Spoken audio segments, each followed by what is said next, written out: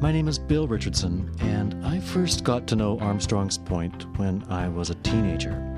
Now, the Gates was one of my first driving destinations from St. James, where I grew up when I first got my license. And I can still recall vividly a feeling of something like, I can only call it peaceful excitement, that would come over me when I would enter the Gates, either by car or on foot, and enter this beautifully treed neighborhood of stately homes. It was a place that seemed to live out of time. I'd never known anything quite like it, and I don't think I have to this day. Even if you knew nothing about the city, even if you were a first-time visitor coming through the Gates and entering Armstrong's Point, there will be no doubt in your mind that this was an historically significant part of the city. It's a trove of history, architecture, and of nature. There are, of course, many, many colorful stories about the characters who called this area home in the late 19th and early 20th century. I dare say it's a gathering ground for eccentrics even now. Armstrong's Point was one of Winnipeg's early suburbs. It was where the city's first leaders tended to make their homes.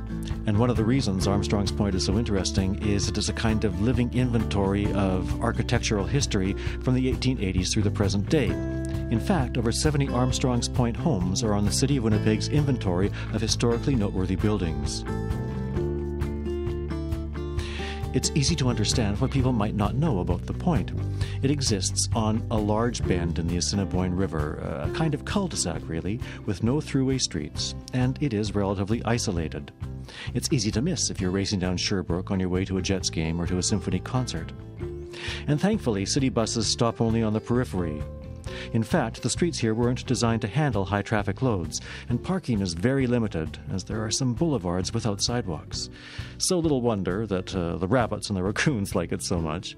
And as well, the urban forest in Armstrong's Point is notable.